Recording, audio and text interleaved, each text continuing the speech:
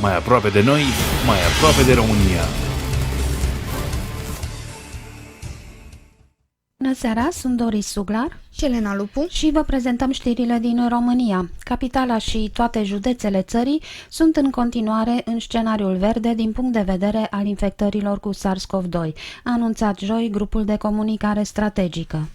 Vaccinurile disponibile și aprobate împotriva noului coronavirus sunt până în prezent eficace împotriva tuturor variantelor virusului, a anunțat joi Organizația Mondială a Sănătății, care a îndemnat țările lumii să continue să acționeze cu prudență pe durata pandemiei de COVID-19. Președintele Claus Iohannis a promulgat joi legea pentru modificarea și completarea ordonanței de urgență a Guvernului numărul 93 din 2012 privind înființarea, organizarea și funcționarea Autorității de Supraveghere Financiară. Banca Comercială Română, BCR, a emis cu succes cea mai mare emisiune de obligațiuni în lei din România, în valoare de 1 miliard de lei, a anunțat joi banca. Tablouri de Nicolae Grigorescu sunt expuse începând de miercuri la Aeroportul Internațional Henry Coandă, în cadrul expoziției Art Safari Airport Museum. Prima ediție a Festivalului de Filme pentru Copii, Kinosaga, va avea loc între 28 mai și 1 iunie la Palatul Culturii Teodor Costescu din Drobeta Tunu Severin. Publicul meloman este invitat marțea viitoare de la ora 19 în sala mică a Ateneului Român la capacitatea de 50% pentru un recital cameral susținut de tânărul violoncelist român Valentin Dimitrie Simion. Valutar, un euro este cotat la 4,92 de lei, iar un dolar american la 4,04 lei.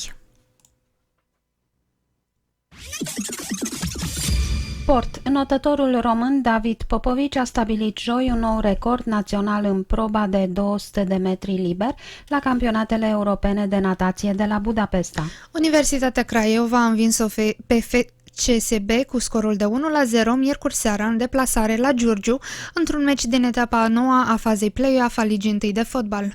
Astra Giurgiu a retrogradat din Liga 1 de fotbal după meciurile jucate miercuri în ultima etapă a fazei play-out, în timp ce FC Hermannstadt și FC Voluntar vor disputa miercuri de baraj pentru menținerea în eșalonul de elită.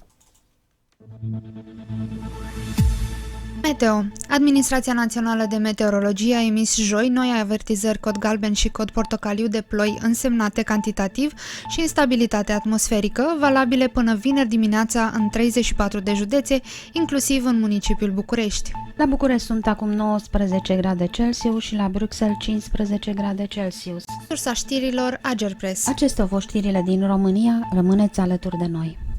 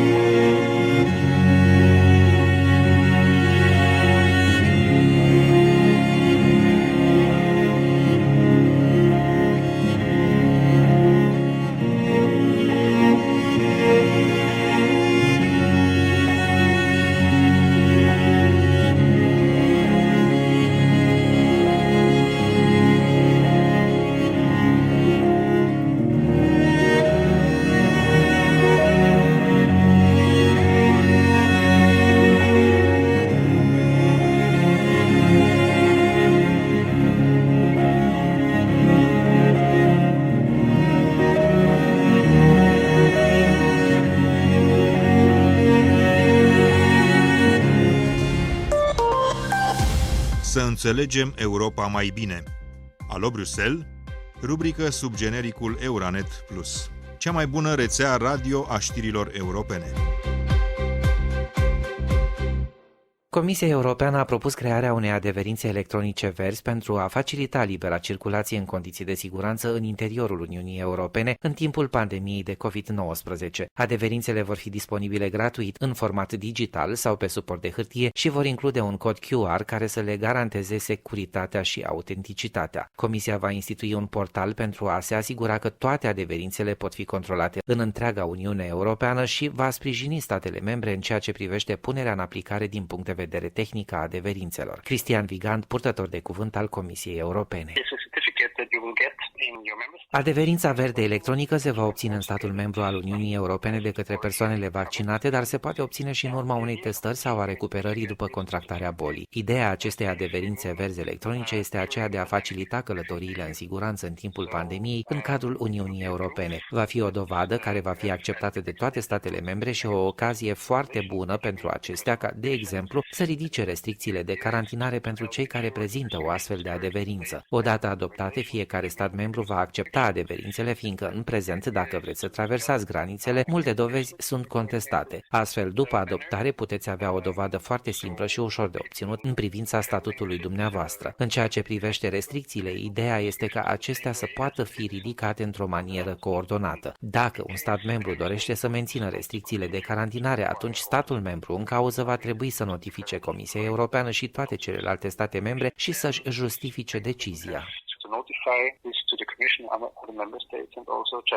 Adeverințele vor fi disponibile gratuit în limba sau limbile oficiale ale statului membru emitent, precum și în limba engleză. Pentru a preveni discriminarea persoanelor care nu sunt vaccinate, Comisia Europeană propune crearea nu numai a unei adeverințe de vaccinare interoperabile, ci și a unor adeverințe de testare pentru COVID-19 și a unor adeverințe pentru persoanele care s-au vindecat de COVID-19. Acestea vor include un set limitat de informații, cum ar fi numele, data nașterii, data eliberării, informații relevante cu privire la vaccin, test sau vindecare și un identificator unic al adeverinței. Datele pot fi verificate numai pentru a confirma și a verifica autenticitatea și valabilitatea documentelor. Este important de reținut că acest sistem al adeverințelor este o măsură temporară. Însă când se va introduce, Cristian Vigant?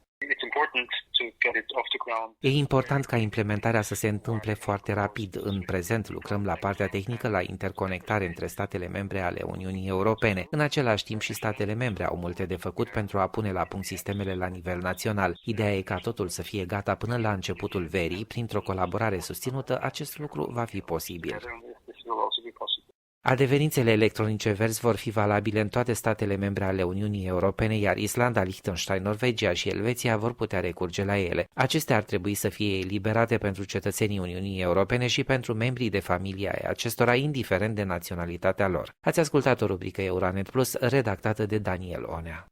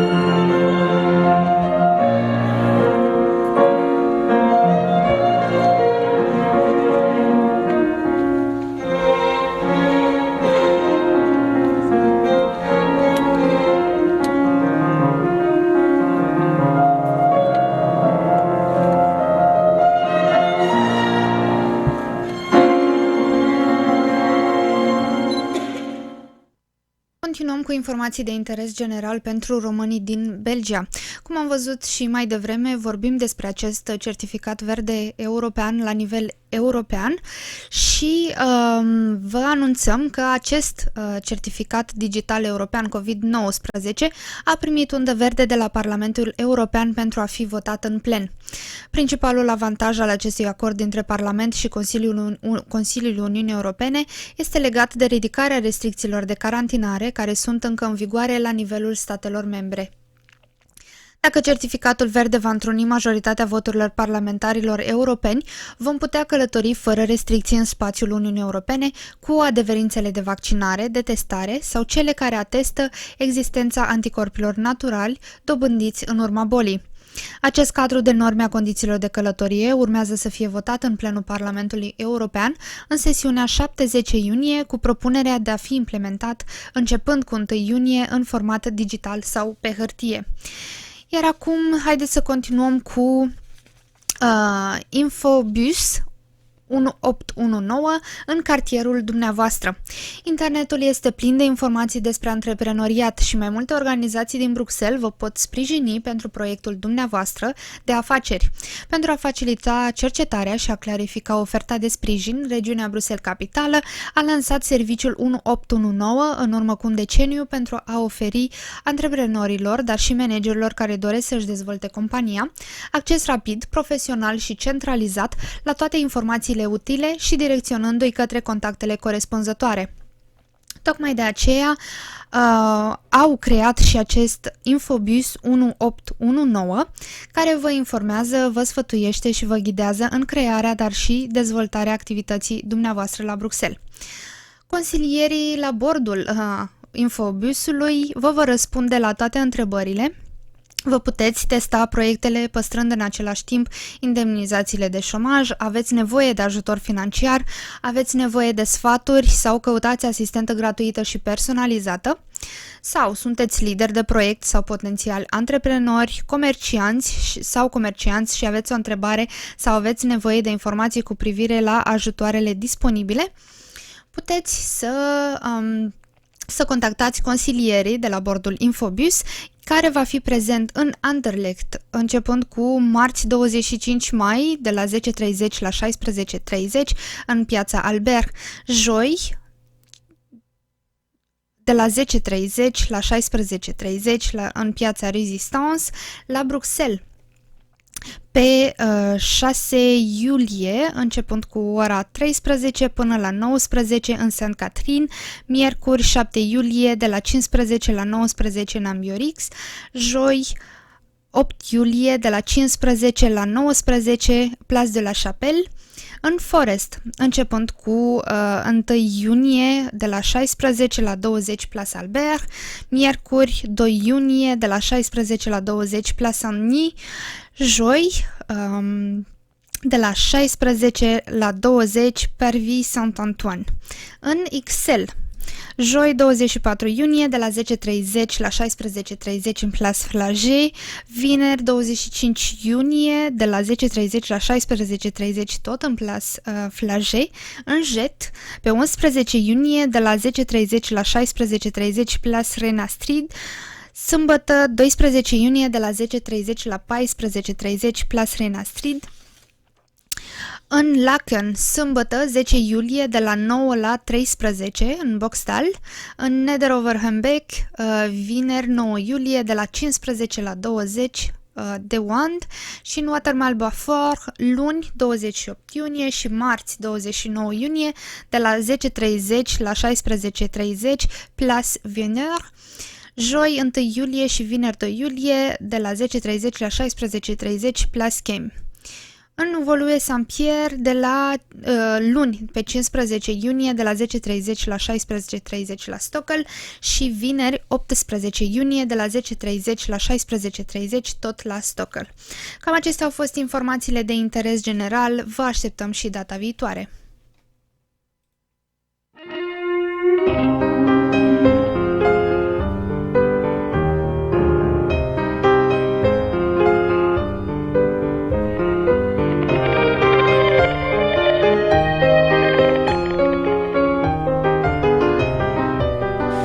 Je voudrais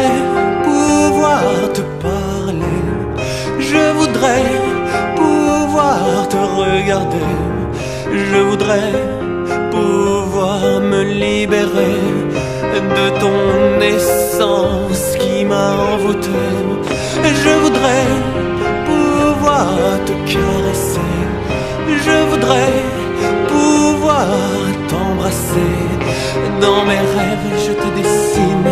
Tu es ma création divine. Mais la pierre philosophale pourra sûrement te créer, parce que tu es comme une étoile dans les limbes de ma pensée. Cette beauté pourtant n'existe pas. Elle sera réelle, rien que pour moi. Tu demeures une illusion. Tu es le fruit de ma vision. Ce mélange alchimique pourra sûrement engendrer une créature onirique que je ne pourrai plus contrôler. Mais la pierre philosophale pourra sûrement te créer, parce que tu es comme une étoile dans les limbes de ma pensée. Et toujours tu hantes mes pensées. Et de toi, tout ce que je voudrais, que tu m'embrasses, que tu pleures comme une enfant, que tu sois mon étoile du firmament, que tu ris, que tu apprennes à m'aimer, que tu me haïsses parce que je t'ai créé, que tu me fasses souffrir.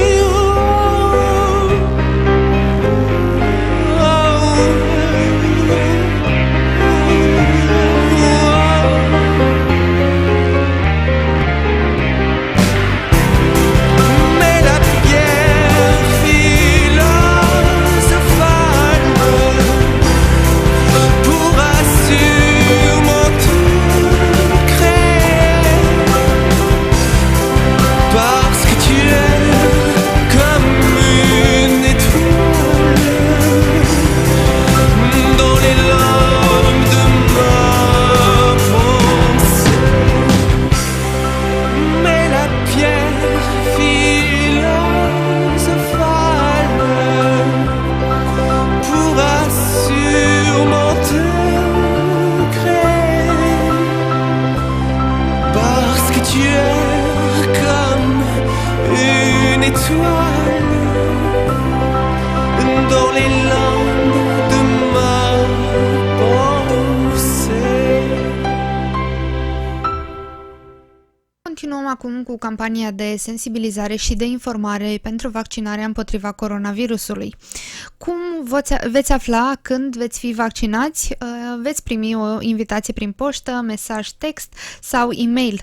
Evident, nu trebuie să facem nimic în acest sens, doar dacă dorim să ne înscriem pe listele de așteptare a vaccinului, dacă nu ne încadrăm încă în categoria de vârstă care este vaccinată în acest moment. Începând din iunie, toate persoanele de peste 18 ani ar trebui să se poată vaccina, însă momentan nu știm mai multe lucruri despre acest lucru. Puteți fi vaccinat într-un centru de vaccinare, vaccinul este gratuit, iar Cum funcționează acest vaccin? Acest vaccin funcționează prin anticorpii care ajută la combaterea particulelor de virus, iar dacă ulterior veți fi expus contactului cu coronavirusul, anticorpii ne vor proteja. Vaccinarea este recomandată deoarece coronavirusul poate fi periculos pentru noi și pentru multe persoane din preajma noastră, și anume persoanele cu vârstă de peste 65 de ani sau persoane cu boli pulmonare sau cardiovasculare, persoanele cu diabet sau hipertensiune arterială. Iar dacă peste 70% din populația Belgiei va fi vaccinată, virusul se va răspândi mai lent, obținându-se așa numita imunitate de grup, iar evident viața va reveni mult mai repede la normal și măsurile de securitate vor fi, sau cel puțin restricțiile, vor fi relaxate. În ce cazuri nu puteți să fiți vaccinați sau care sunt excepțiile? Dacă ați avut vreodată o reacție alergică imediată sau severă după ce vi s-a administrat un alt vaccin, dacă ați avut nevoie de îngrijire medicală urgentă după ce ați luat un anumit medicament, aveți simptome de infecție, cum ar fi febră peste 38 de grade, puteți să vă programați pentru vaccinare numai atunci când sunteți complet vindecat. Și dacă ați fost testat pentru coronavirus, iar rezultatul a fost pozitiv, evident în primele 14 zile după test, dacă nu ne-am îmbolnăvit în primele 14 zile după test, ne putem programa pentru vaccinare. Dacă ați fost testat pentru coronavirus, iar rezultatul a fost pozitiv și sunteți bolnav, trebuie să vă contactați medicul de familie și puteți fi vaccinat numai după 14 zile de la vindecare. Evident, este posibil să aveți următoarele reacții adverse: puțină roșeață, durere sau umflături în partea superioară a brațului, oboseală, durere de cap și temperatură puțin mai ridicată. Iar acum haideți să vizionăm un videoclip despre vaccinarea la Bruxelles. Cum funcționează sistemul de vaccinare împotriva virusului corona la Bruxelles? Aici urmează câteva informații practice. O să primiți o invitație prin poștă, prin e-mail sau prin SMS, trimis de la numărul 8811. Pe această invitație o să găsiți un cod unic. Intrați pe site-ul de internet pe care îl găsiți pe invitația dumneavoastră. Cu codul dumneavoastră vă puteți conecta pentru a face direct două programări, pentru primul și al doilea vaccin. Aveți nevoie de ajutor? Puteți suna la 02 214 19 19 sau puteți veni la foaie, la permanență, unde veți putea fi ajutat în limba dumneavoastră. Alegeți în care centru de vaccinare din Bruxelles faceți programarea. Vi se vor propune două momente pe care le puteți confirma. Notați-le în agenda dumneavoastră. După ce ați confirmat programarea, o să primiți un cod QR unic. La data programării, mergeți la timp la centrul de vaccinare pe care l-ați ales, cu cartea dumneavoastră de identitate și cu codul QR. Acest cod îl puteți avea digital pe smartphone-ul dumneavoastră sau imprimat pe hârtie. Ce se întâmplă după vaccinare? Abia când suficiente persoane s-au vaccinat, urmează imunitatea colectivă. Mai aveți și alte întrebări? Mai multe informații puteți găsi pe aceste site-uri oficiale: www.coronavirus.bruxelles sau www.info-coronavirus.be. Sunteți bineveniți la permanența de la foaier, unde ne vom face o plăcere să vă ajutăm. La adresa Verkeuzenstraat sau Rue des Ateliers numărul 38 în Molenbeek.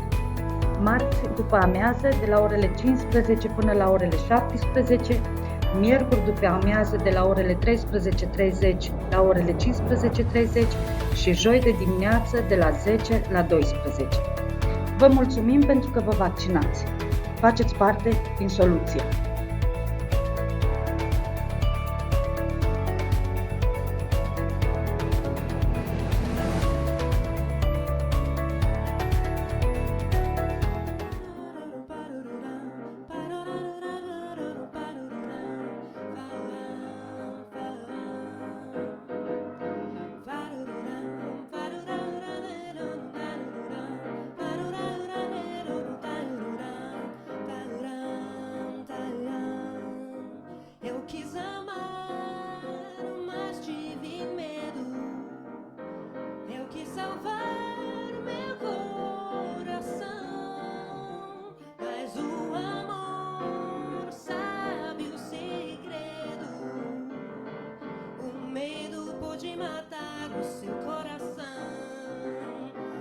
de beber, água de beber, camarada.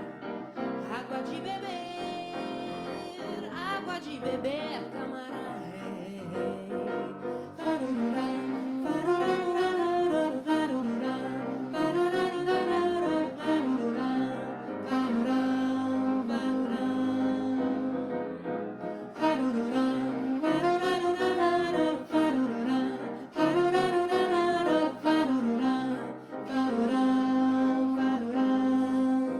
Eu nunca fiz coisa tão sertão. Entrei pra escola do Perdão.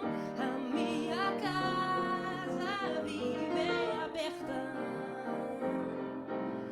Abre todas as portas do meu coração. Água de beber, água de beber, camarada. Água de beber, água de beber,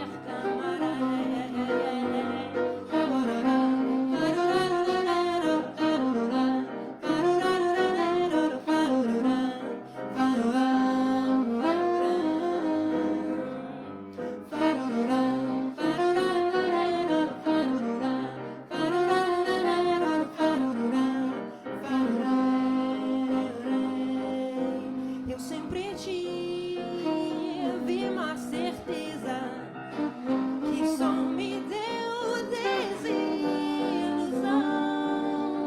E o que o amor e uma tristeza é muita mágoa demais para um coração. Água de beber, camarada. Água de beber. Água de beber, camarada.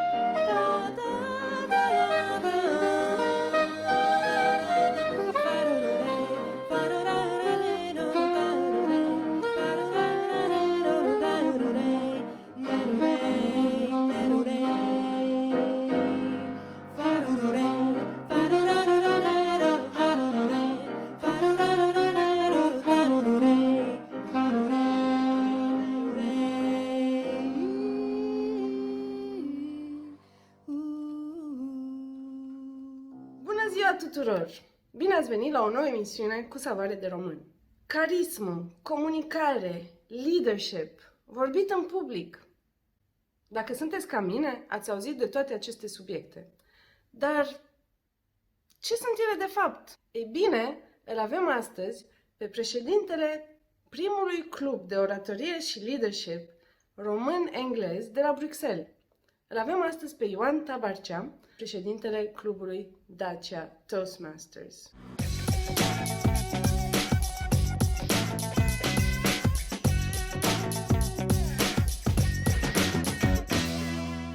Se spune adesea că trebuie să ai un talent născut, adică fie l-ai, fie nu l-ai. Crezi că trebuie să avem un talent născut de a vorbi în public sau îl putem dezvolta pe parcurs?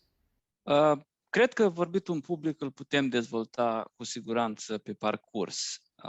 Sunt persoane care nativ au posibilitatea asta de a vorbi foarte ușor în fața unei audiențe, dar majoritatea suntem, aș putea spune, un pic inhibați, deoarece învățăm asta în școală.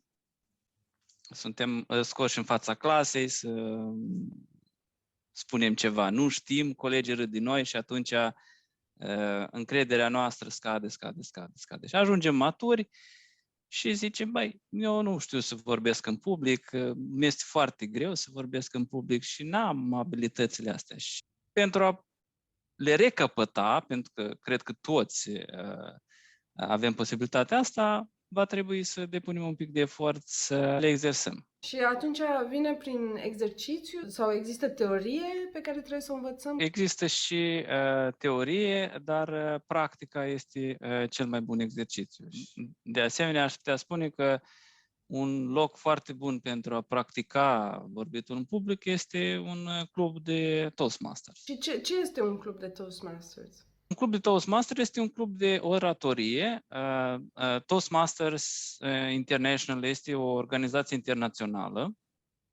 Ea a fost fondată în 1924 în Statele Unite și un prim obiectiv a fost să ajute la acel moment doar bărbații să poată avea un discurs în public. Sunt cluburi de oratorie și leadership, unde leadership-ul și oratoria se pot practica. Toastmasters îi prezentă în mai bine de peste 145 de țări. Astăzi sunt în jur de 360.000 de membri și sunt peste 16.000 de cluburi în toate aceste 145 de țări. Dacia Toastmasters of Brussels fiind unul dintre ele. Dacia Toastmasters este un club român-englez, deci se poate vorbi și în română și în engleză. Da. La Dacia Toastmasters, ședințele sau meeting-urile, cum s-ar mai spune în engleză, le ținem în bilingv, o parte în română, o parte în engleză, fiecare cum dorește. Discursul poate fi rămâne la atitudinea celui care îl scrie și îl prezintă în fața clubului. E interesant că ai spus că organizația a fost creată pentru a ajuta pe bărbați să vorbească în public. Mai este cazul acum? Adică pot... Nu, acum nu mai este cazul. Din 1965 nu mai este cazul. Din 1965 Dacia Toastmaster acceptă și femei în rândul membrilor și comunitatea, aș putea spune chiar în Bruxelles, cred că e foarte mare în rândul doamnelor care sunt membri a anumitor cluburi în Bruxelles. Cred că sunt mai bine de 8 cluburi. Avem cluburi bilingve, având un foarte mare număr de expați aici. Evident, așa cum noi românii avem un club, spaniolii au un club al lor, italienii au un club al lor, nemții au un club al lor și, evident, belgienii. Și de când a fost creat acest club românesc? Clubul românesc a fost creat în 2017. Un club relativ tânăr, dar avem membri foarte dedicați, entuziaști și este un club foarte frumos, care crește de la un an la altul. Și tu cum ai descoperit acest club? Cum am descoperit? am angajat în Belgia și am început un nou job. Jobul ăsta fiind un job de manager de proiect pentru evenimente, unde am evenimente sau aveam înainte de pandemie evenimente foarte mari. Și la primul meu eveniment am fost nevoit să fac o prezentare în fața mai bine de 200 de persoane, majoritatea dintre ei fiind prezentatori la evenimentul meu, deci în jur de 100-150. Și fiind și la început, am făcut tot posibilul să nu prezint eu, să mă împing pe cineva. De exemplu, pe șeful meu, am reușit să-l conving să prezinte el, pentru că eu m-am scuzat spunând că sunt prea nou în companie ca să fac eu prezentarea asta, dar de fapt aveam o frică de a vorbi în public la acel moment și Cred că asta a fost cea mai bună scuză. După acel eveniment, am decis că nu mai pot așa. Vreau să fac ceva, să prezint în public. Gata, iau eu frâiele și nu mai las pe altcineva să prezinte acolo unde eu trebuie să prezint. Și am început să caut unde aș putea să exersez abilitățile și să îmbunătățesc, mai bine ar spune, abilitățile de a vorbi în public. În felul ăsta am găsit Dacia Toastmasters, am găsit Dacia Toastmasters pe Meetup, pentru că pe Meetup încercam să caut anumite traineri care ar putea să mă ajute să-mi dezvolt abilitățile de a vorbi în public. Am scris pe Meetup, n-am primit un răspuns imediat, dar după aia, întâlnindu-mă cu alți români aici în Bruxelles, am început să vorbesc și să întreb dacă ei au auzit despre Toastmasters și l-am întâlnit pe Sergiu, care el a fost și președinte a clubului anul trecut și de asemenea l-am întâlnit un fost membru, Laurențiu, care mi-a spus, da, știu foarte mult despre Toastmaster, dacă vrei te invit la următoarea ședință a clubului. Am ajuns la ședința aia după programul de lucru, atunci se țineau ședințele miercuri și atât de tare mi-a plăcut încât în prima zi am completat formularul, am plătit pe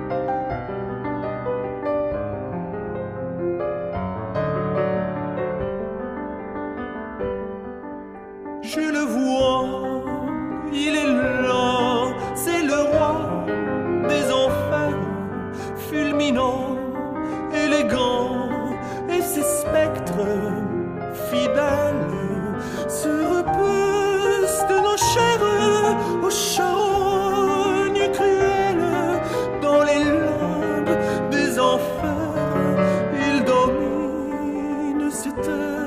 Je joue pour toi, oh mon roi, mère en moi, Eurydice, et mon chant t'envoûtera d'un délicieux supplice.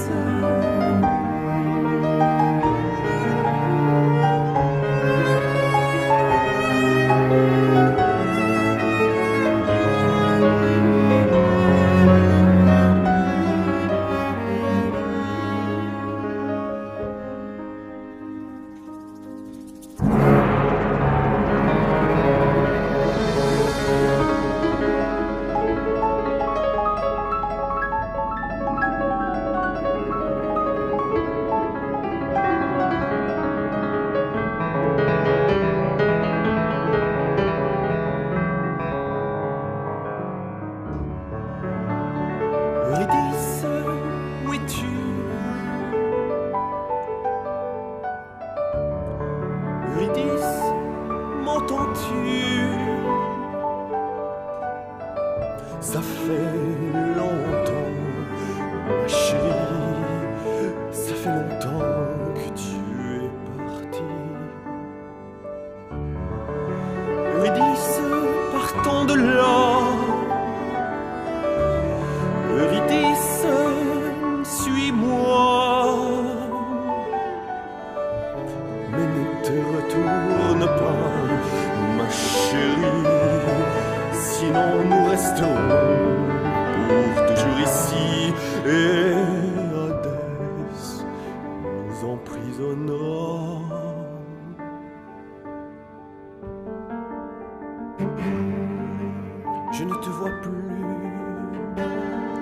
je ne t'entends plus.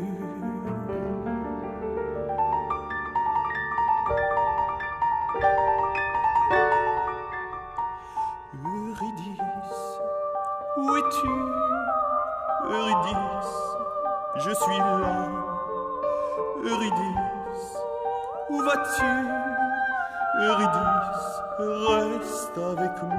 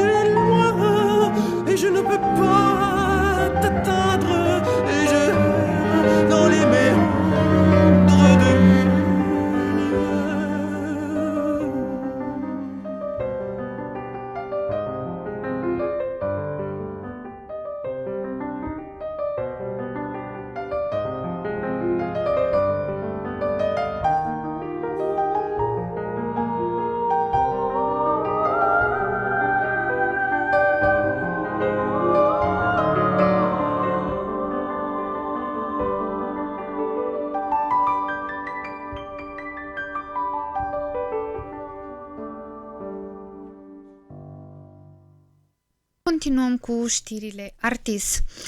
Artis, Casa de Cultură Belgo-Română, Radio TV Artis și Music Artis Piano Art organizează festivalul Primăvara Românească la Bruxelles, ediția 16-a, între 29 mai și 30 mai, de la orele 10 până la 18, la Artis, Rue de Flandre 33, 1000 Bruxelles și online. A 16-a ediție a celui mai mare festival al comunității române din Belgia, Primăvara Românească la Bruxelles, va fi organizată anul acesta pe terasa Artis și online. Veniți alături de noi pe 29 și 30 mai, începând cu ora 10, la Artis, sau urmăriți pagina de Facebook Artis ASBL VZW. Timp de 2 zile, artiști din Belgia și-au dat întâlnire pentru a vă prezenta un program deosebit, adaptat noilor reguli de distanțare, care vor prezenta publicului cultura și tradițiile românești într-un context european. Artiști și interpreți de muzică folclorică, de jazz și muzică clasică, emisiuni înregistrate și numeroși invitați vă așteaptă să vă prezinte valorile culturale românești din Belgia. Participarea fizică la eveniment este posibilă doar pe bază de rezervare și este limitată la 45 de minute pe persoană. Pentru rezervări ne puteți contacta la info@artis.org sau la 02 3420 cu mențiunea numelui și orei la care veți participa, dar și în baza prezentării confirmării scrise din partea Artis. Sâmbătă, 29 martie, de la ora 10, vom avea ateliere pentru copii, decernarea premiilor concursul de creație Tinere Talente, tema Viitorul ne aparține, animații pentru copii, pictură pe față și lansare de baloane, dar și Pantera Roz, poveste muzicală cu Vartetul Mou. Tot sâmbătă vom avea de la 10 terasa culturală pentru părinți, plante și ceaiuri cu Cristina Manea, de la 14 terasa culturală literară, Litroc cu Cristina Manea, schimb de cărți în limba română și lectură de texte cu scriitori români din Belgia. Moderator va fi Carmen Drăghici. Duminică, 30/5/2021, de la ora 13:30, vom avea terasa muzicală Artis, Music Artis Piano Art, concerte de muzică folclorică, muzică clasică și jazz. De la 13:30 vom avea muzică folclorică românească grupul Balcanica, Romanița și grupul folcloric Zamfira. De la 14:20 Raluca Pătuleanu Nai și Ștefan Negură la pian. La 15:20 muzică clasică și cover-uri cu quartetul meu, Silvia Bazantova, vioară, Carina Miruna Adam, vioară, Cristina Floraș, alto și Elizabeth Sturtwagen, violoncel. De la 16:10 vom avea muzică clasică și cover-uri adaptate cu quartetul meu, Silvia Bazantova, Carina Miruna Adam, Cristina Floraș și Elizabeth Sturtwagen.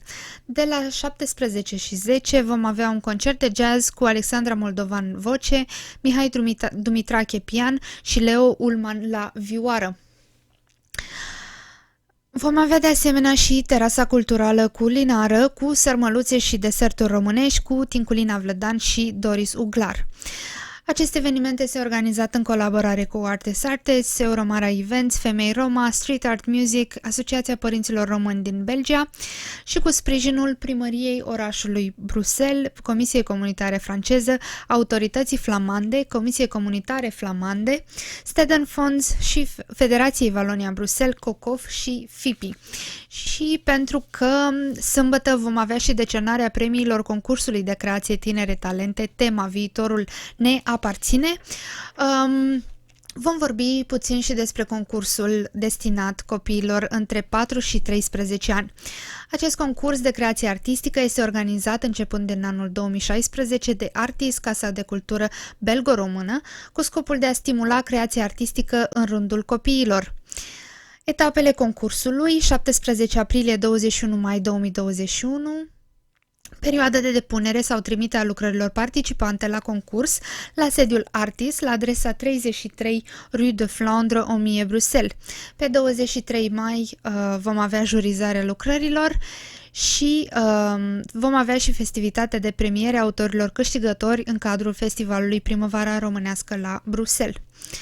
Concursul de anul acesta vine ca o nouă provocare pentru copiii cu vârste între 4 și 13 ani, care prin creațiile lor ne vor aduce expresia fanteziei, talentului și creativității, dar și ingeniozitatea și abilitatea în arta ilustrării creațiilor lor inedite legate de tema din acest an. Viitorul ne aparține. Premiile acordate: vom avea un premiu special, câștigător al concursului, premiul secțiunea literatură pentru diverse categorii de vârstă, premiul secțiunea arte plastice pentru diverse categorii de vârstă și vom mai acorda și alte premii, premiul publicului sau premiul jurului. Informații suplimentare la info@artis.org sau la 02 511 3420. Acest concurs este organizat în cadrul proiectului Școala Artis la Bruxelles, proiect finanțat de Secretariatul General al Guvernului, Departamentul pentru Românii de Pretutindeni.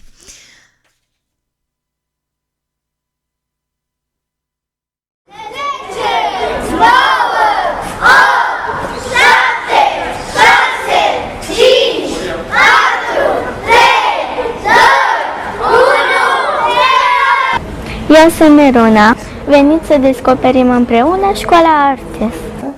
La Școala Artis eu învăț limba română. Am aflat multe lucruri despre România. Îmi place aici pentru că am cunoscut mulți copii, învățăm, ne jucăm, ne distram și ambianța este frumoasă. Haideți și voi ca să învățăm românește la Școala Artis. Școala românească pentru copii din Belgia de la Artis se adresează copiilor români din Belgia.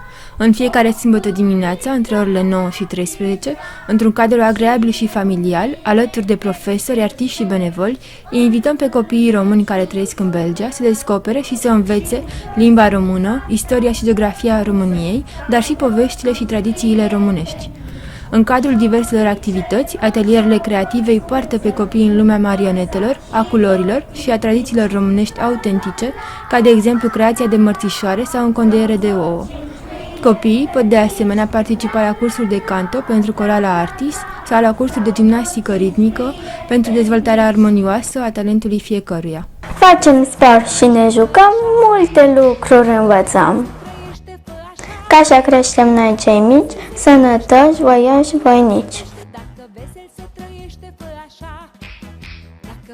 Suntem în direct la Radio TV Artis. Noi suntem mici jurnaliști de mâine. Școala românească pentru copii din Belgia de la Artis organizează evenimente pentru copii destinate stimulării capacităților lor creative, cum ar fi concursuri de creație literară și artă plastică pe teme care îi familiarizează cu valorile europene, drepturile copiilor și relația dintre țara de origine și cea în care locuiesc. Activitățile organizate în cadrul atelierilor creative sunt reluate și prezentate în revista periodică trilingvă Tinere Talente sau promovate de către copii în emisiunile Micii Jurnaliști de la Radio TV Artis. Artis este casa care își deschide porțile pentru toate vârstele. Vă așteptăm să descoperiți în familie activitățile pe care vi le propunem. Într-o atmosferă de creativitate, copiii dumneavoastră vor fi încântați să participe la activități diverse, concepute pentru fiecare. Veniți să descoperiți lumea copiilor de la Artis. Are cineva vreo poveste preferată românească? Capra cu 3 ieri. Da. Știi cine a scris-o? Nu? Lupu a scris-o.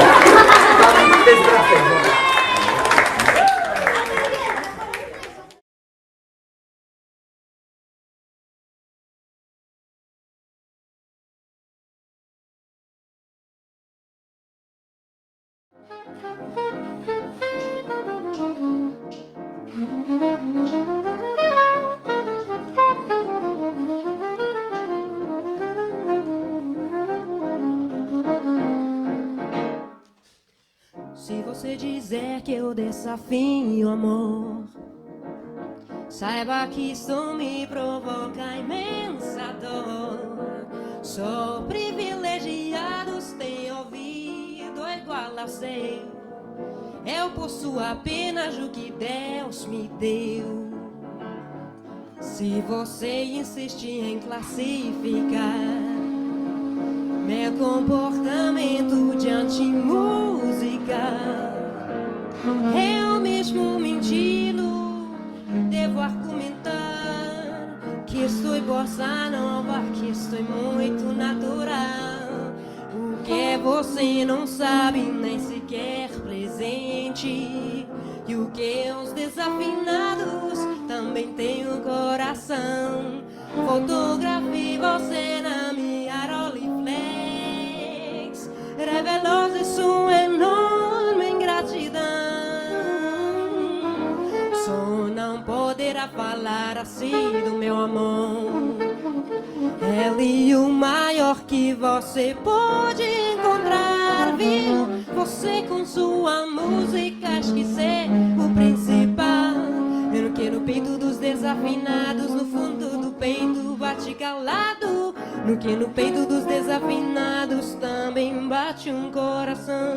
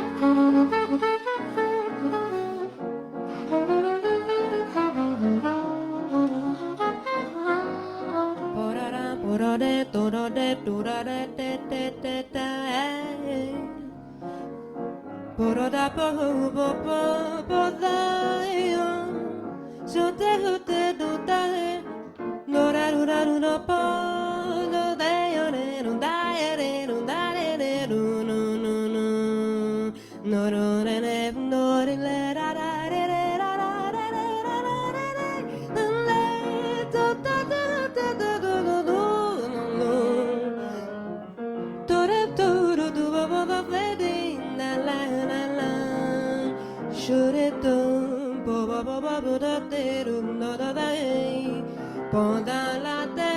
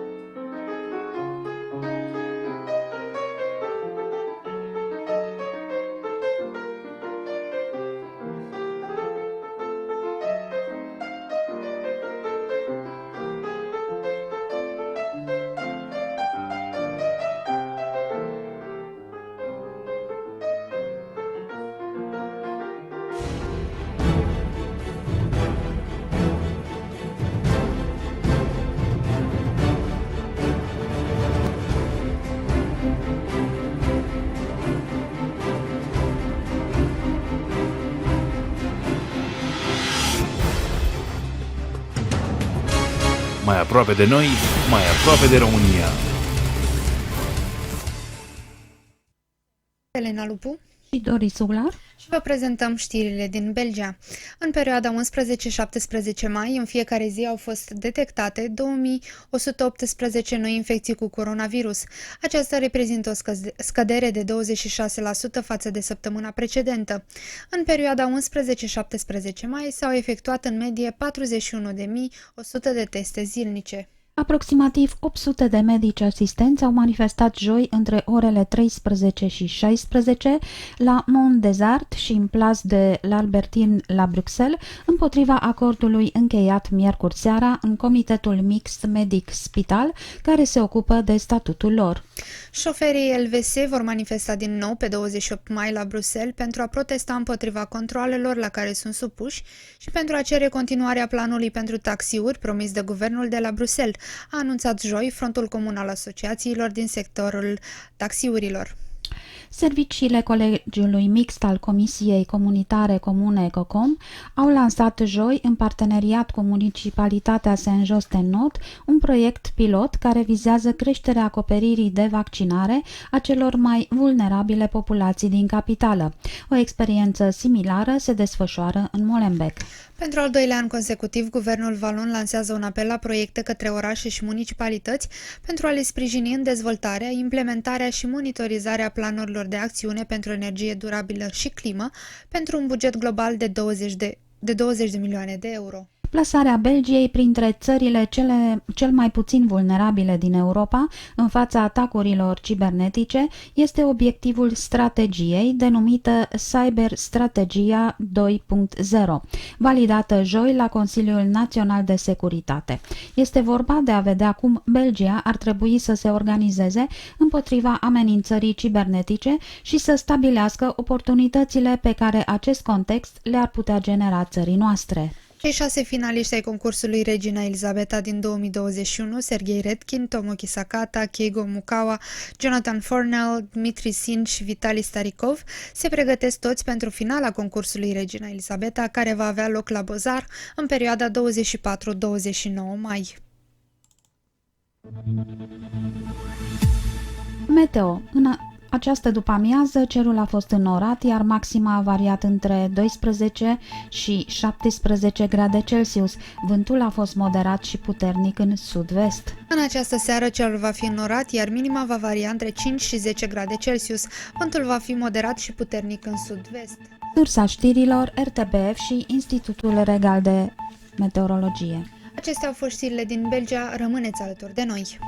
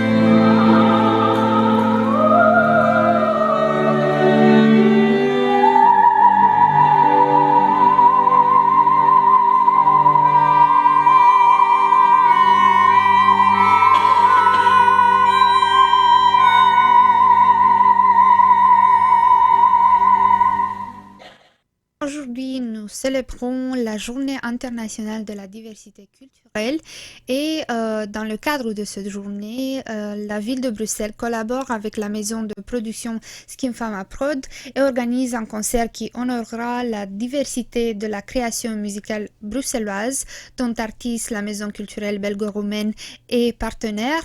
Et maintenant, nous allons vous présenter un débat, l'après-demain du monde associatif en Belgique, organisé par Artis, la maison culturelle belgo-roumaine, dans le cadre de la fête Diversity.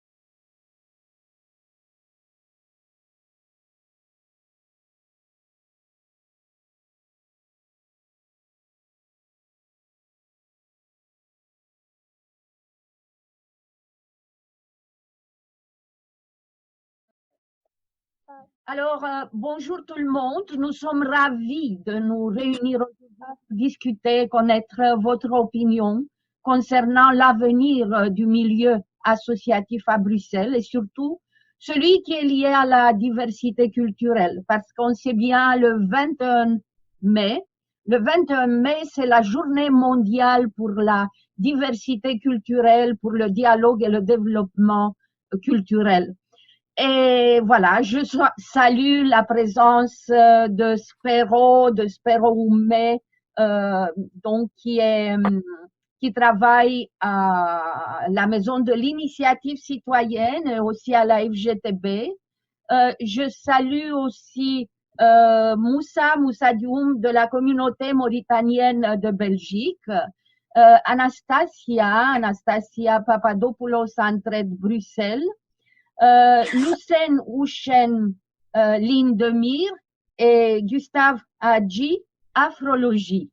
Bruxelles a un très grand tissu associatif, c'est pourquoi moi j'ai pensé que ce serait nécessaire de se rencontrer et de parler un tout petit peu de ce qui se passe maintenant, parce que le coronavirus a réussi à stopper les énergies créatives de beaucoup de personnes.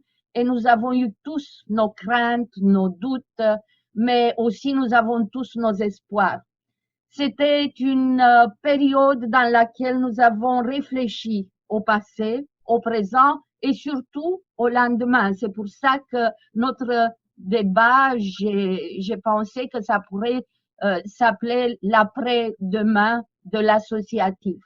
Nous représentons des communautés, des idées, des projets, notre avenir, mais aussi celui des autres qui nous accompagnent dans nos démarches de solidarité. C'est pour cela que nous devons nous plier vers ce qui s'est passé et trouver la force de construire le futur. Sûrement différent, je suppose, pour nous et pour les générations qui vont venir. Et je vous ai proposé plusieurs questions auxquelles on devrait peut-être répondre, auxquelles j'ai réfléchi pendant le confinement que nous avons vécu différemment tous. Quelle a été, par exemple, votre sensation et votre activité pendant cette période d'isolement? Comment votre public a-t-il vécu cette situation? Et pensez-vous qu'il y aura des associations avec lesquelles vous collaborez qui ne mèneront plus leurs projets? Comment envisagez-vous l'avenir pour le milieu associatif et quelle sera sa mission? Et est-ce que les initiatives citoyennes peuvent devenir des moteurs de changement de la société, de la mentalité et du développement d'une vie plus solidaire et plus empathique? Et pour cela, il y a deux personnes en effet qui n'ont pas su s'adapter à la technique que j'ai proposée, et c'était Luisa Bongiovanni qui m'a envoyé un message que je voudrais vous partager. Je m'appelle Luisa Bongiovanni, je suis membre du bureau de la diversité culturelle. Lorsque j'ai appris le confinement, je ne l'ai pas bien pris, car j'ai eu très peur, car un ennemi invisible, le Covid-19, avait déjà contaminé beaucoup de pays et beaucoup de personnes sont décédées de cette maladie. Le confinement, je ne l'ai pas très bien vécu, car j'ai souffert. J'ai eu très peur pour la vie de mes petits-enfants, de mes enfants et de mon mari. Malgré tout, j'ai essayé de reprendre du courage, continuer, car je voyais que le pays se donnait beaucoup de mal, surtout les médecins, les infirmières, et que les gens sont solidaires. Ils se sont mis à l'ouvrage. Des volontaires se sont donnés à faire du bien, à aider les gens qui avaient le plus besoin. Je trouve que la Belgique est un pays magnifique, solidaire, que tout le monde s'entraide et que l'avenir, je sais que ça sera difficile parce que beaucoup de gens vont perdre l'emploi et que ce sera une pauvreté, mais malgré tout, je sais que la vie ne sera plus jamais la même, mais je pense qu'il faut rester positif et reformer une chaîne solidaire avec le monde associatif. Merci. Voilà, c'était le message de Luisa Bongiovanni de l'association l'Églantine.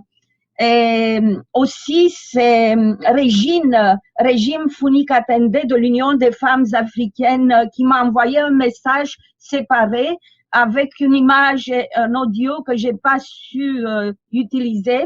Mais en bref, elle dit que les plus vulnérables sont les sans-abri, les sans-papiers, et qu'elle espère que le politique, que les responsables vont trouver vite une solution pour la situation de ces gens-là qui sont les plus démunis et que cette situation nous a ouvert grand les yeux pour entamer un autre type de vie. Voilà, merci Régine, merci Louisa pour vos messages. Maintenant, on va commencer le débat ici avec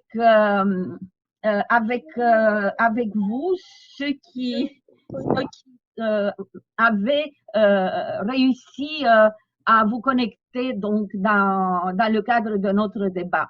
Spero, qu'est-ce que tu en penses?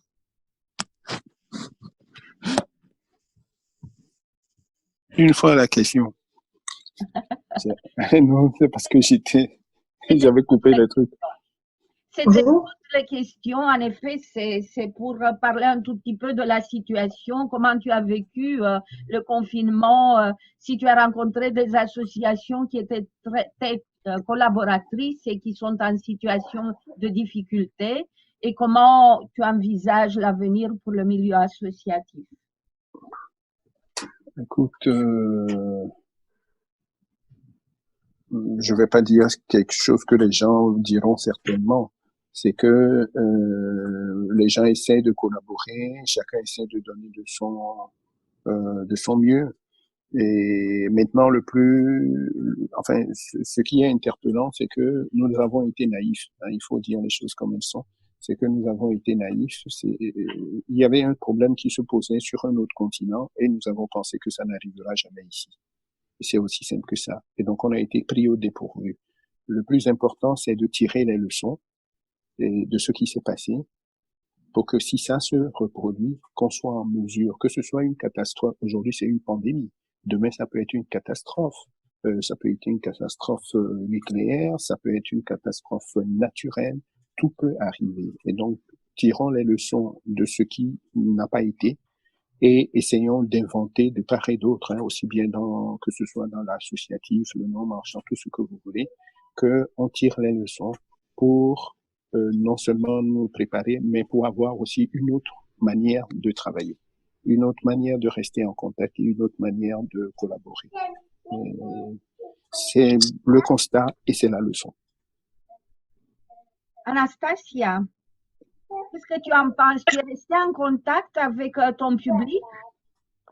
Absolument, j'ai été vraiment interpellée par rapport, en tout cas avec le public, vu la violence qu'il y avait par rapport aux femmes.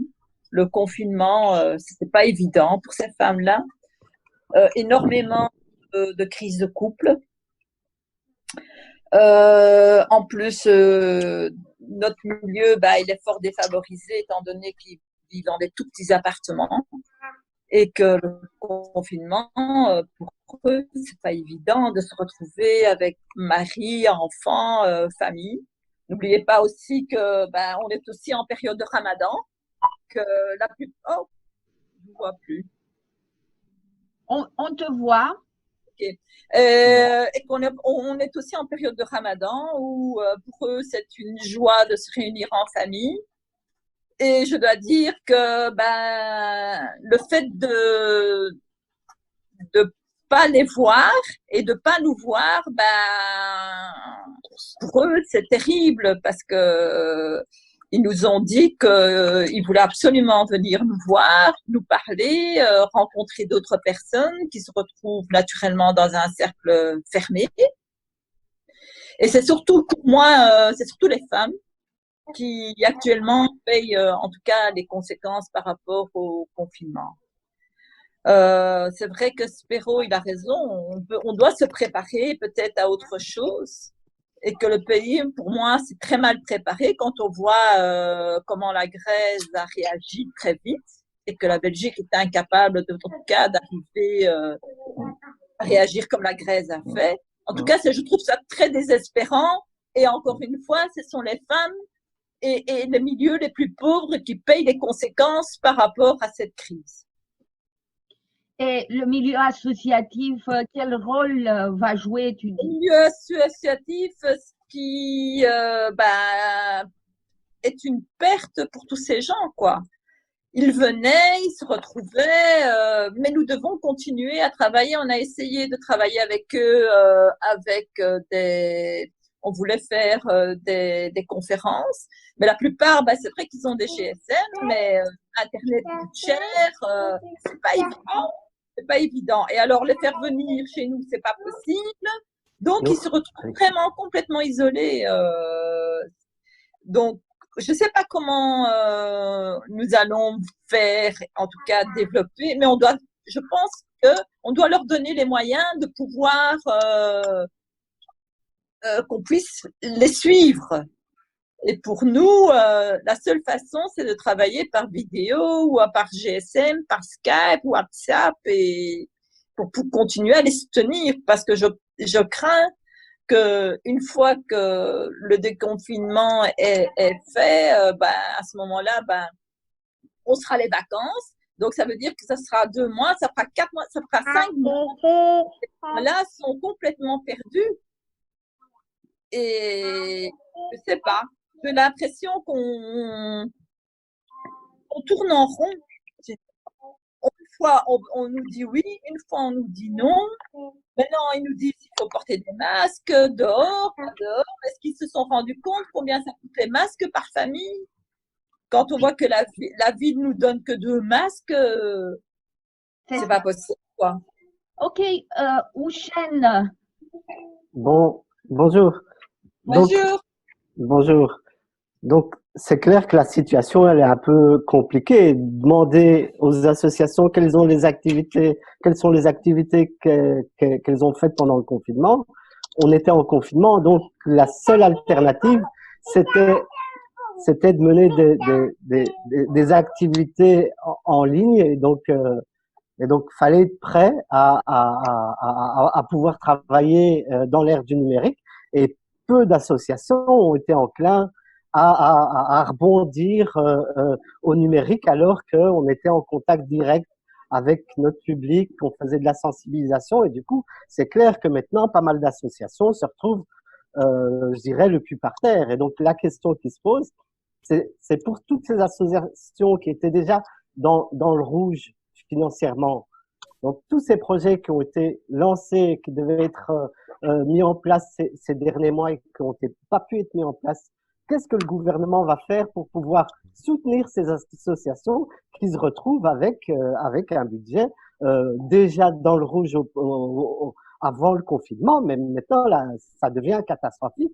Et à long terme, on risque d'avoir énormément d'associations qui risquent de mettre la clé sous la porte au détriment des besoins de la population et qui seront criants de plus en plus vu la situation économique désastreuse dans laquelle on est en train d'entrer, quoi, hein.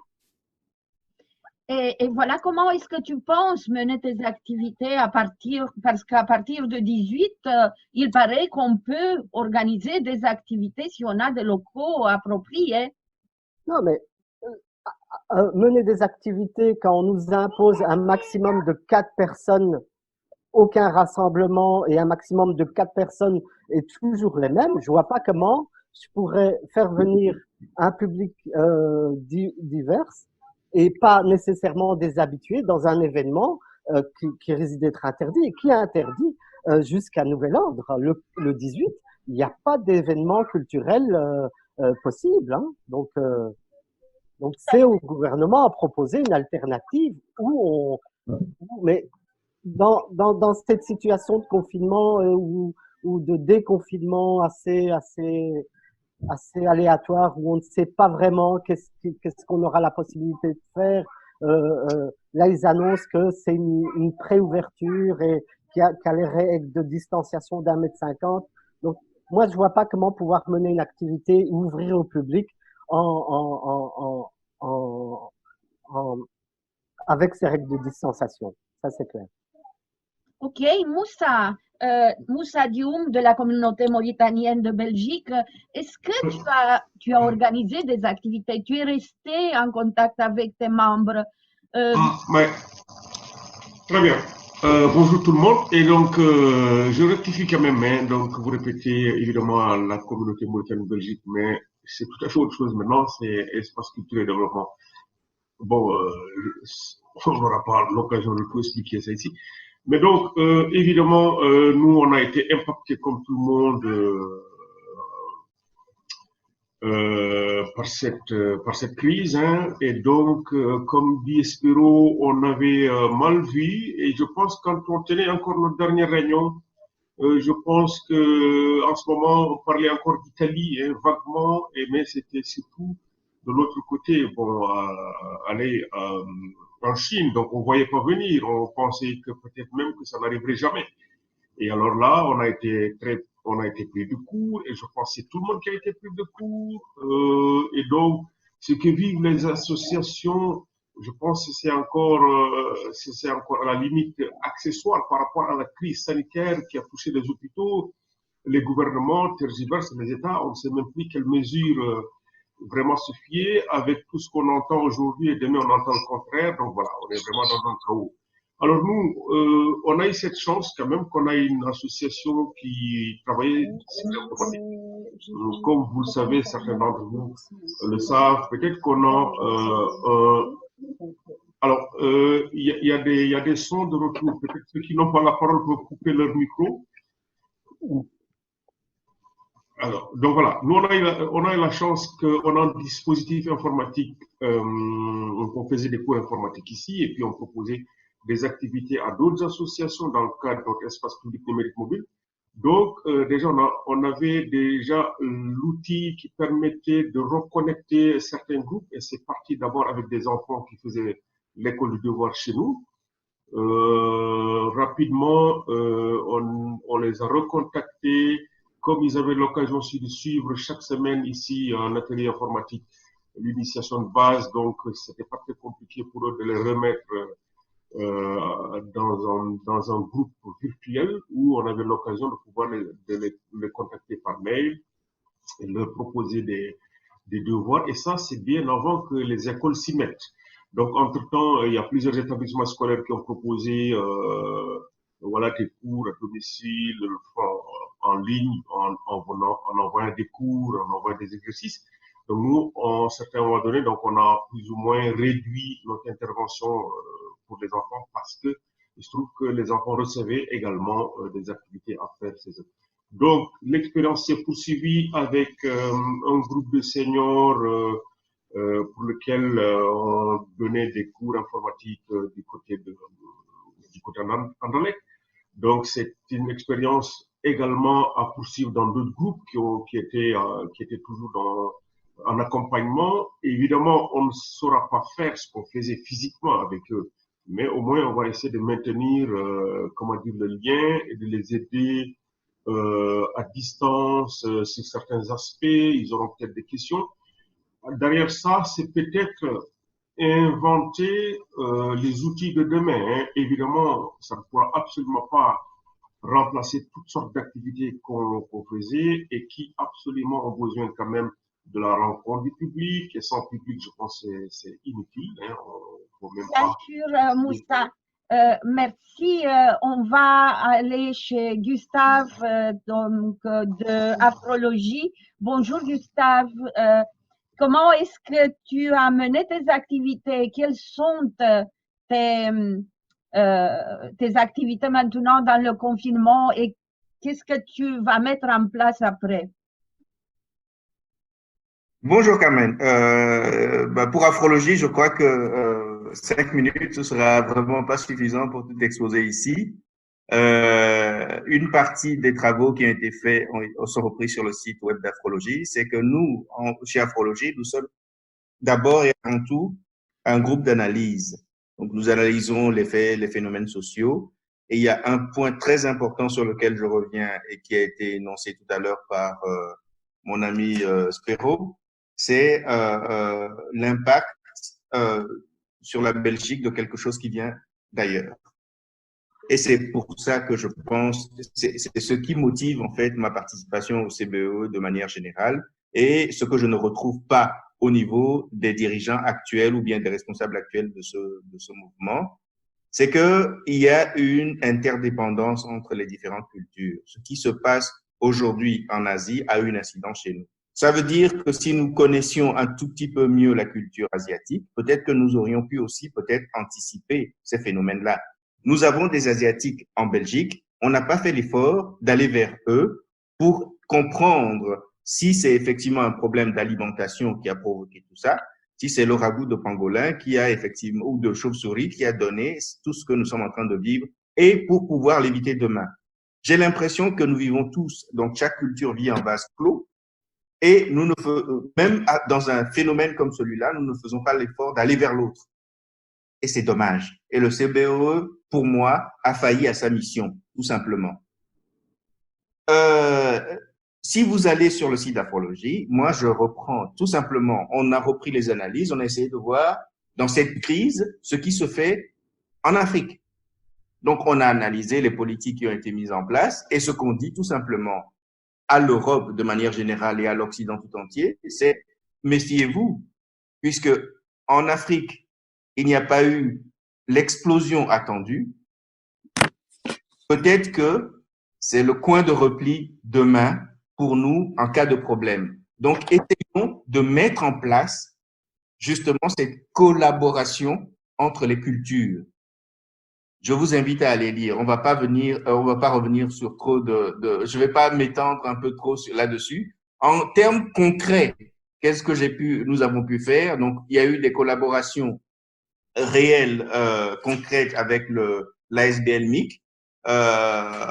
Nous avons reçu des masques de protection de la part de Spero Oumé, qui nous a envoyé quelques masques. C'est déjà une très très bonne chose et je pense que ce sont des actions que nous devons absolument encourager. Il faut qu'on puisse concrètement voir. J'entends quelqu'un qui se plaignait tout à l'heure du fait qu'il n'y avait pas suffisamment de masques. C'est peut-être à nous aussi de nous approcher des autorités pour voir si nous, en tant qu'association ou nous, en tant qu'organisation, nous pouvons être un relais par rapport à nos communautés pour ces masques qui sont en insuffisance. Le dernier point, et j'arrête, c'est que au niveau de l'analyse, telle que je le disais tout à l'heure, nous avons également été les discours. Et nous avons été choqués par un discours incendiaire d'un bourgmestre de Liège, bourgmestre socialiste, qui s'est permis de faire des qualifications d'une communauté qu'il appelle de communauté d'Afrique subsaharienne. Je ne sais pas d'où vient cette région, quelles sont les frontières de cette région. Donc, nous lui avons adressé un courrier officiel pour essayer de comprendre ce qui se passe. Et tant que nous n'avons pas de réponse, il est possible que dans les prochains jours, on porte une plainte officielle auprès de UNIA parce que ça devient un peu intolérable. Ça devient un peu... Voilà, je m'arrête là. Merci Gustave. Je vois que nous avons aussi une invitée, la collègue de Moussa, Maya Geradze. Bonjour Maya, est-ce que tu vas rentrer en direct avec nous ou non? Oui, bonjour. Oui, oui, avec plaisir, je suis là, je vous suis. Voilà. Bonjour. Oui. Est-ce que tu es au courant de ce que nous avons parlé ici? Tu nous as écouté? Pas dès le début, mais donc je vous écoute peut-être en 10 minutes. Voilà, je vous suis, oui. Voilà, donc votre association, tu fais partie de la même association que Moussa. Donc, oui, quels ont été les problèmes et comment tu vois l'après-demain donc de l'associatif? Oui, donc notre problème, oui, donc contrairement à vous tous, on n'avait pas notre propre public à part les enfants. Donc il y avait école des devoirs, il y en a toujours, les enfants venaient chez nous, mais tout le reste des publics, c'était le public de nos partenaires. Donc on n'avait pas le lien direct, ils venaient pas chez nous. C'est pour ça que dès que l'activité est arrêtée, contact est rompu quelque part. Vous voyez, donc avec d'autres publics. Donc avec les enfants, on a essayé de maintenir les animateurs, ils envoyaient des exercices parce ils travaillaient comme on est déjà dans le numérique, on travaillait beaucoup sur les PC, sur les tablettes. Donc voilà, cet outil était assez développé chez nous, mais avec d'autres publics. Et à part ça, on avait encore des projets, notamment Solutions Ensemble. C'était les journées d'information pour le grand public. On travaillait beaucoup lors de grands événements publics comme marché annuel, des rencontres. Donc tout ça, évidemment, tombe à l'eau et on ne sait pas quand et comment. Et comment transférer ça au monde numérique, aucune idée. Donc voilà, on essaye un petit peu de transformer nos projets et de, comme ça a dit, donc un peu intégrer des outils de demain. Mais donc oui, ça reste à réfléchir encore et encore. Merci pour votre intervention et pour votre participation à notre débat. Et voilà, je voudrais maintenant conclure un tout petit peu et dire que personnellement, donc, cette période de réflexion qu'on a eue, parce que c'était pour nous aussi une période de réflexion, nous pousse effectivement vers des changements. Et ce qui va changer probablement dans la période suivante, il s'agira surtout des relations humaines et que le temps change et nous devons aussi tenir le pas avec une nouvelle génération qui est plus branchée, plus penchée vers le milieu online et que effectivement, moi je crois que l'associative survivra et je crois qu'il aura justement cette mission d'aider les gens à s'adapter à une autre manière de relation. Il s'agit surtout des relations qui vont changer dès le début et donc nous serons probablement plus distants donc car pour se protéger on nous impose cette distance par rapport à notre public, par rapport à nos amis, par rapport même à notre famille. Il y aura aussi on deviendra probablement, je suppose, plus craintif, ou notre public sera plus craintif, plus suspicieux, mais en même temps, nous devons faire partie de ce futur qui met des jalons et nous devons nous adapter et adapter nos habitudes à une autre ère parce que moi, je crois qu'on va rentrer dans une autre ère, une autre époque. Nous devons nous connaître autrement et l'émotionnel sera moins important pendant une certaine période. En tout cas, Donc, ce sera la première partie de notre débat sur l'après-demain de l'associatif. Je remercie pour la présence dans cette deuxième partie de Gustava Hadji, de Spero Oume, de Moussa Dioum, de Louchen, Lucen Wachem et de Monsieur Faki que nous n'avons pas eu pendant la première partie de notre réunion. On a parlé un tout petit peu des difficultés avec lesquelles le milieu associatif se confronte aujourd'hui et nous continuons pour voir ce que l'associatif deviendra dans le futur. Et je vais continuer avec Monsieur Gustave Hadji de Afrologie parce que c'est comme ça qu'on est resté dans la première partie. Merci Carmen. Donc le point le plus important, moi j'essayais de rebondir sur ce que tu avais dit en conclusion tout à l'heure, c'était le changement des relations humaines et l'introduction de l'outil informatique dans ces relations-là. Pour moi, c'est un point fondamental. Aujourd'hui, qu'est-ce qu'on constate dans la plupart de nos associations? C'est que nous sommes présents sur Facebook et nous nous arrêtons sur Facebook. Donc, ça reste uniquement le canal de communication. La question, si nous faisons une analyse, c'est de savoir si le public auquel nous nous adressons est présent également sur Facebook. Parce qu'il ne sert à rien d'être sur Facebook et de communiquer si les gens à qui nous parlons ne sont pas sur cette plateforme-là. Nous avons différentes plateformes également. Il faut explorer les différentes pistes, voir, on a Twitter, on a LinkedIn, ainsi de suite. Il y a plusieurs plateformes sur lesquelles nous pouvons nous exprimer. Ça, c'est le premier point. Le deuxième point et le dernier, c'est la synergie que nous pouvons créer via cet outil informatique et l'aide éventuelle que pourrait apporter le CBE. Aujourd'hui, qu'est-ce que CBE apporte à ces associations pour créer cette synergie? Nous nous retrouvons effectivement de temps en temps pour une réunion et de moins en moins pour une réunion à l'hôtel de ville. Ça, c'est une occasion. Au-delà de ça, il n'y a rien qui se passe.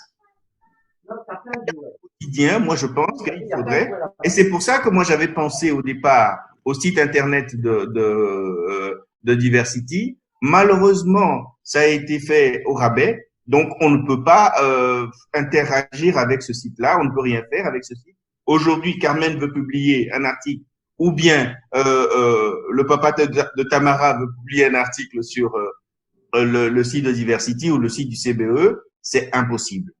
C'est impossible. Donc, essayons de voir comment est-ce que nous pouvons nous réinventer dans cette ce nouveau monde qui est en train de se créer avec le Covid, et que nous pouvons également associer bien comment la ville pourrait nous aider, nous, à mieux nous structurer, à mieux nous organiser. Aujourd'hui, on parle d'informatique. On dit que des enfants, on leur demande de faire des cours à la maison. Certains n'ont pas d'ordinateur. Ils font comment? Et voilà des questions qui sont posées, des questions auxquelles nous pouvons répondre. Nous pouvons aider la ville parce que nous connaissons les gens les familles qui n'ont pas d'ordinateur, nous les connaissons parce que nous sommes plus proches. C'est sûr que M. Claus ne connaît pas ces familles-là. Nous sommes proches de ces familles, nous pourrions éventuellement apporter une certaine aide. Il y a un travail qui est déjà fait par des associations telles que celle de Moussa, mais il y a un plus à faire. Il y a encore plus de travail à faire. Que fait la ville de tous les ordinateurs à la fin de leur vie? Nous sommes des associations, nous pouvons aider à cela. Et c'est là où il faut qu'on trouve une solution pour pouvoir collaborer. Moi, j'ai l'impression qu'aujourd'hui, nous sommes instrumentalisés par la ville. Ce n'est pas une vraie collaboration qu'on met en place. Et il faut trouver le moyen de mettre en place cette collaboration. C'est pour ça que dans les réunions, certaines fois, je peux paraître violent dans mes discours, mais la réalité est là. Il faut qu'on puisse dialoguer avec cette ville. Voilà, Gustave, merci. J'en étais fini. Maintenant, éventuellement, on va donner la parole aussi à Monsieur Faki, Adel Faki, qui est le président de l'association Bruxelles Trait d'Union. Monsieur Faki, s'il vous plaît. Oui, merci de votre invitation. Bonjour à tout le monde. Voilà, mais je voudrais corriger, j'étais l'ex-président fondateur de l'ASBL Bruxelles Trait d'Union. Maintenant, je suis le secrétaire général de l'ASBL. Voilà, pour à titre déontologique. En ce qui concerne votre sujet, je voudrais commencer par situer le contexte des crises sanitaires rapidement que nous vivons actuellement. Cette crise sanitaire va durer. On ne sait pas combien de temps elle va durer, mais elle va durer. Avec les modèles de développement actuels prônés, nous n'avons pas pu anticiper cette crise. Nous avons sous-estimé les besoins sanitaires, l'écologie, le développement durable.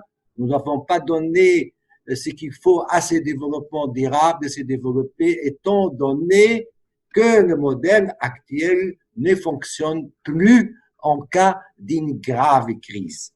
Le dernier point sur ce contexte sanitaire, c'est nous allons connaître des conséquences socio-économiques et sociopolitiques très graves dans les mois et les années à venir. Si cette crise sanitaire persiste, nous allons assister à un effondrement du système économique que nous vivons. Donc, il faut prévoir non seulement des solutions ou des alternatives au niveau social et économique, mais aussi, à notre sujet d'aujourd'hui, des alternatives au niveau de l'associative. Comment l'associative pourrait fonctionner à l'avenir? C'est pas à moi seul de imaginer des solutions, mais il s'agit d'un travail collectif de toutes les associations, de mettre des propositions concrètes. Parmi ces, notre camarade tout à l'heure a développé l'aspect de manque de formation et d'ordinateurs pour les familles démunies. Ben, je suis tout à fait d'accord avec vous. Il faut chercher, il faut développer l'informatique parce que les personnes qui n'ont pas connaissance du mini, qui n'ont pas connaissance, qui n'ont pas les moyens d'accéder au progrès, seront exclus, totalement exclus de la société de demain. Alors, moi, j'ai des propositions concrètes au niveau du Conseil bruxellois de la diversité culturelle, ancien CBOE. Deux, il faut que nous réfléchissons à préparer des alternatives. Deux, à peut-être penser à une revue électronique et développer l'échange entre les associations. Merci beaucoup, Monsieur Faki. Houchen, est-ce que tu voudrais dire encore quelque chose concernant la situation actuelle du milieu associatif? Moi, la seule chose que je voudrais rajouter, c'est sur la question de l'approche numérique. On a tendance à dire que maintenant on est obligé, c'est une question de survie, qu'on doit impérativement s'atteler à se former à cette approche numérique. Je suis pas pour. Je suis pour. On n'est pas pour. C'est la situation pour l'instant, non? Mais à côté de ça, il faut une alternative au numérique. Il faut que l'approche humaniste reste la règle en vigueur.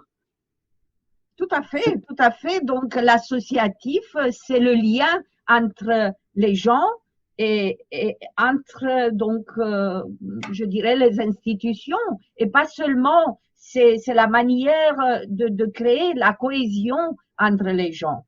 C'est juste ce que tu dis. Oui. Mais on est forcé parfois de cette situation de trouver d'autres types d'outils pour pouvoir être près des gens. Spero, moi j'ai vu que tu voulais déjà intervenir avec quelque chose. Oui, non, c'est pour compléter l'intervention de, je crois, Gustave tout à l'heure, c'est que sans se mentir, hein, j'avais commencé l'intervention en expliquant que on n'était pas prêt et qu'il faudrait qu'on tire des leçons. Aujourd'hui, la première leçon qu'on tire, c'est que nous sommes obligés, à pas forcer, d'inclure dans les programmes. Il faut trouver les moyens où, je sais pas comment il faut faire, mais il faut trouver les moyens pour inclure dans les programmes des uns et des autres une formation ou une initiation à l'utilisation de l'outil. Les gens ont leur smartphone, ils ont des tablettes, ils ont même des ordinateurs à la maison, la majorité là.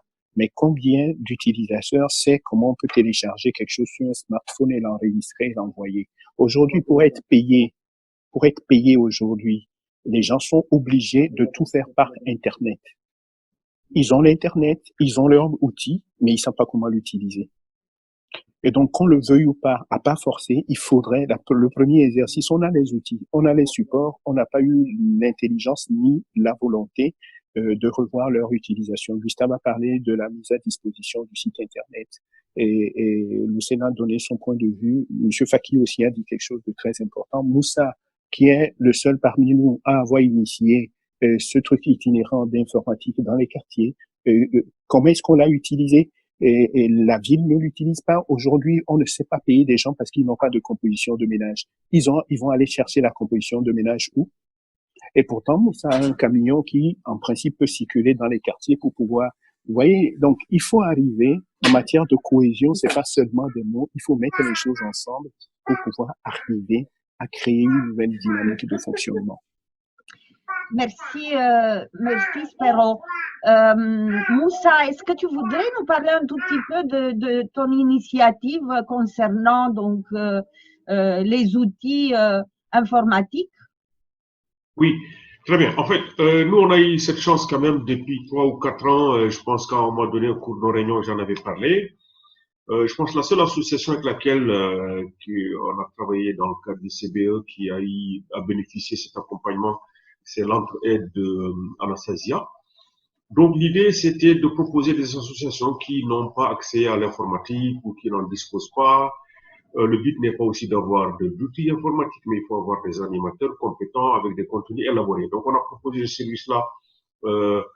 Il continue toujours d'ailleurs. Et donc, c'est une façon, comment dire, de proposer des alternatives. Donc, toute association, n'importe quelle organisation ne peut pas se payer le luxe d'avoir un parquet informatique et l'entretenir tel quel et pouvoir en faire tout ce qu'il faut.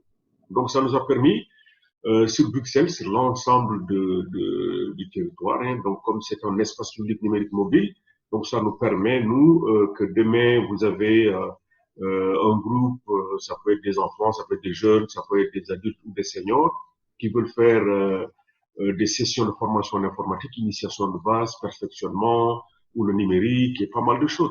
Donc voilà, ça nous a permis, nous, cette expérience, en tout cas, de contacter très facilement les groupes. Là, on a un groupe à Anderlecht, c'est dans le cadre d'un partenariat avec la commune d'Anderlecht, c'est un groupe de seniors. Ils étaient une dizaine de personnes qui suivaient des cours informatiques.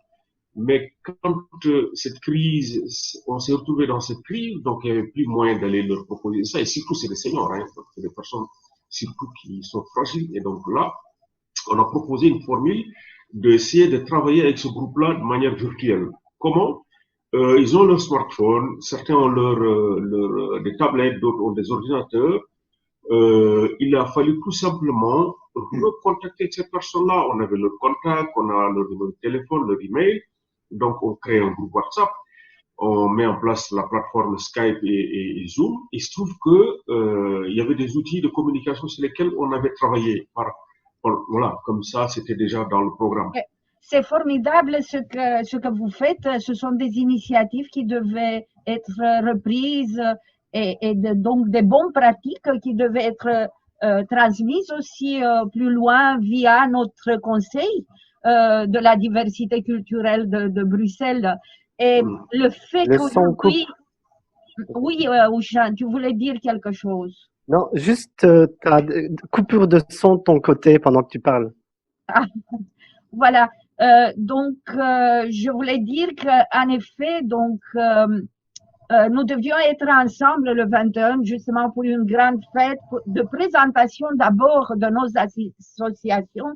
Malheureusement, cette situation ne nous a pas permis, mais c'est ce genre d'initiative et nos initiatives doivent être le miroir et donc doivent être présentées dans le festival Diversity.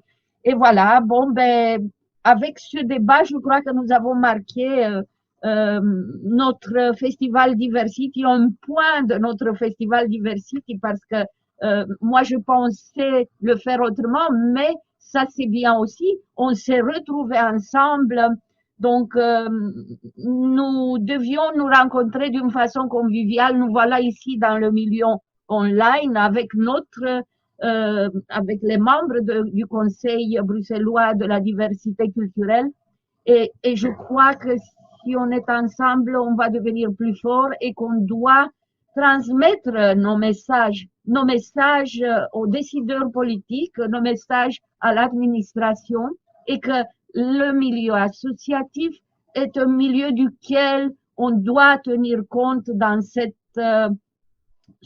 dans les solutions qu'on doit envisager pour la guérison d'une certaine façon de la Belgique et de la planète.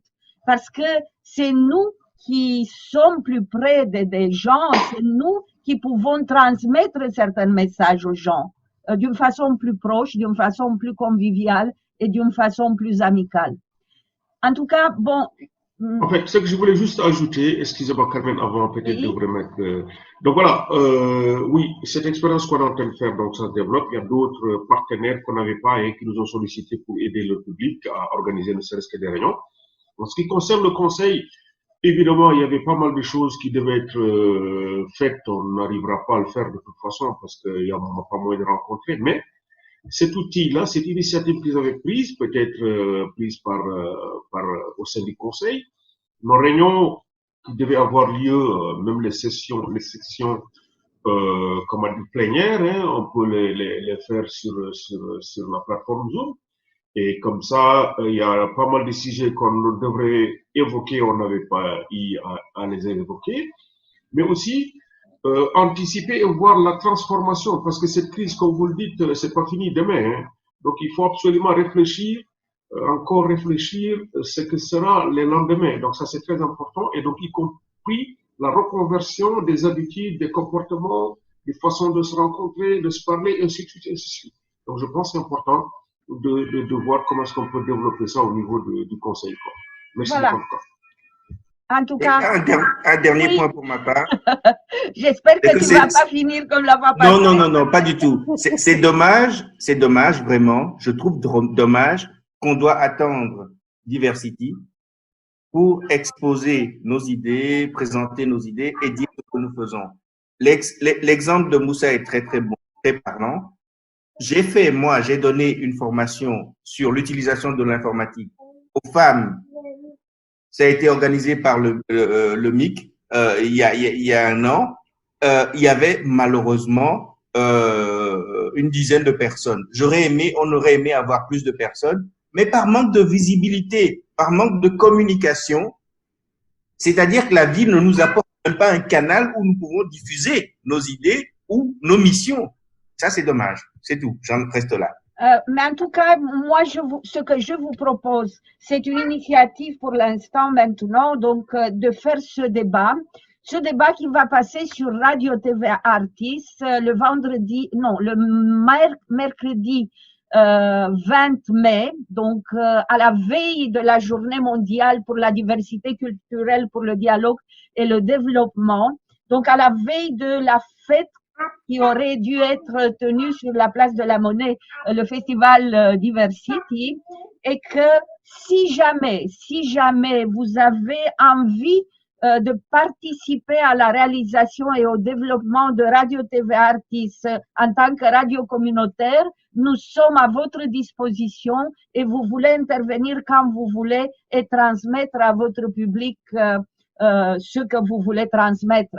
En tout cas, je vous remercie pour la participation et que peut-être c'est un début pour notre conseil et que ainsi nous allons pouvoir continuer dans le online nos réunions et notre activité du Conseil bruxellois de la diversité culturelle.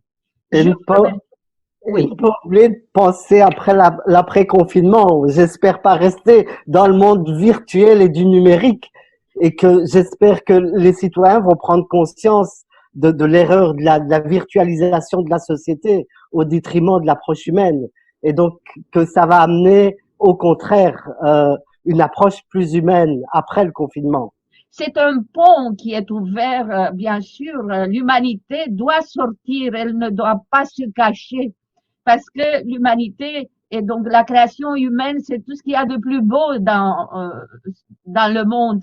Et c'est pour ça que, au moins, donc, pour faire des ponts entre nous, si c'est pas possible autrement, donc, on va utiliser ces techniques que c'est toujours l'humanité qui les a inventées. Voilà, merci et je vous souhaite bon courage et encore une fois, ensemble nous serons plus forts, j'en suis sûre. Merci beaucoup, à bientôt. Merci.